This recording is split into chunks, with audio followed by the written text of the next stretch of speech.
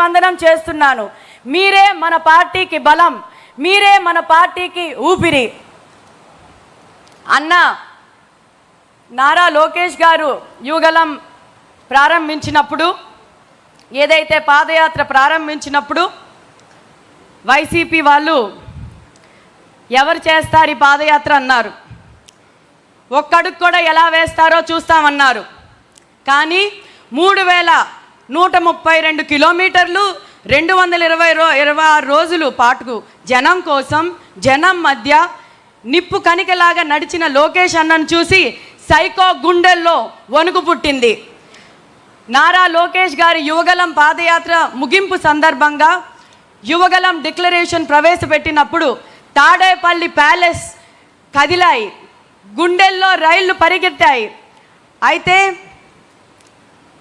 కేవలం 23 నెలల్లో 6,28,000కు పైగా జాబ్స్ కల్పించడమే కాకుండా 23 లక్షల కోట్ల పెట్టుబడులకు ఒప్పందాలు కుదుర్చుకొని 24 లక్షల ఉద్యోగాల దిశగా అడుగులు వేయడం సాధారణ పరిపాలన కాదు.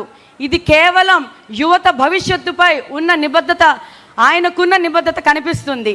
మెగా డిఎస్సి ద్వారా 15,000కు పైగా టీచర్ పోస్టులు భర్తీ చేయటం, పోలీసు శాఖలో వేలాది నియామకాలు, జాబ్ ఫెయిర్స్, స్కిల్ డెవలప్మెంట్, ఎంఎస్ఎంఈల ద్వారా లక్షలాది యువతకు ఉపాధి. ఇవి కేవలం గణాంకాలు కాదు, వేలాది కుటుంబాలు వెలిగిన ఆశలు. ఈరోజు మహానాడు వేదిక కేవలం ఒక కార్యక్రమం కాదు, ఇది రాబోయే ప్రజా ప్రస్థానానికి దిక్సూచి. ఇక్కడ నిలబడి మాట్లాడడం అంటే ఒంట్లో రక్తం ఉడుకుతుంది. ఎందుకంటే ఈ వేదిక మన నమ్మకానికి ప్రతీక. తెలుగుదేశం పార్టీ అంటే ఒక చరిత్ర, ఆ చరిత్రను తిరగరాయడానికి సిద్ధమైన యువ సైన్యం మనది. నాడు నందమూరి తారక రామారావు గారు ఏ ఆశయంతో అయితే ఈ పార్టీ స్థాపించారో, నేడు చంద్రబాబు నాయుడు గారు ఆ విజన్తో ఈ పార్టీని నడిపిస్తున్నారు. దానికి ఒకటే మూల స్తంభం, అది మన రాష్ట్ర యువత. యువత లేని సమాజం లేదు, యువత లేని రాజకీయం లేదు. ఈ మహానాడు వేదిక సాక్షిగా నేను గర్వంగా చెప్తున్నాను, యువతకు అండగా నిలబడే ఏకైక జెండా మన పసుపు జెండా. కొందరు రాజకీయ వ్యాపారం చేస్తారు, కొందరు రాజకీయాలతో కక్ష సాధింపు సాధిస్తారు. యువత భవిష్యత్తును మార్చే ఆయుధంగా చేసే ఏకైక నాయకులు మన సిబిఎన్. ఐటీ రంగాన్ని తెచ్చి లక్షలాది యువతకు ఉద్యోగాలు ఇచ్చిన మన సిబిఎన్.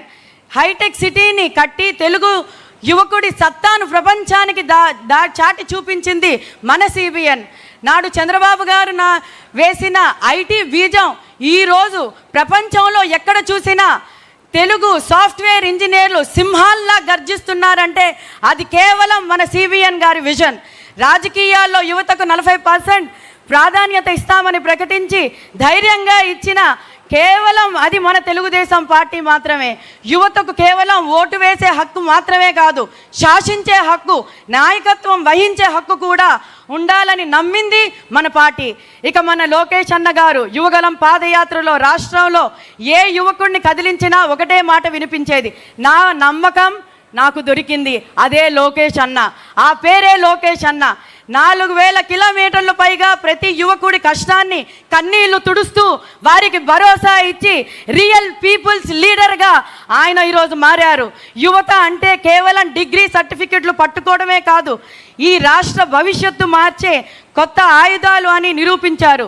యువతకు రాజకీయాల్లో పెద్ద పీట వేస్తూ కొత్త రక్తాన్ని, కొత్త ఆలోచనల్ని ఆహ్వానించడంలో లోకేష్ గారు చూపిస్తున్న చొరవ అమోఘం.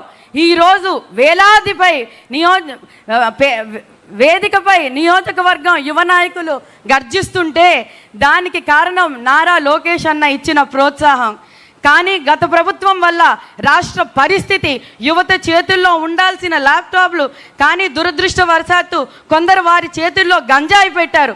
యువతకు కావాల్సిన ఉద్యోగాలు లేవు, నోటిఫికేషన్లు లేవు, మెగా డిఎస్సీలు లేక వైసీపీ కంప్లీట్గా యువతని పక్కదోవ పట్టించేసింది.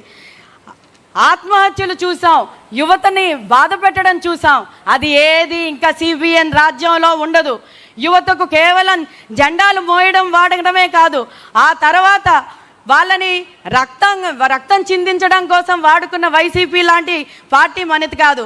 నా ప్రియమైన పసుపు సైన్యమా, మన శ్రమ వృధా పోదు, మన త్యాగాలు వృధా పోవు. సిబిఎన్ గారి అనుభవం, నారా లోకేష్ గారి ఆధునిక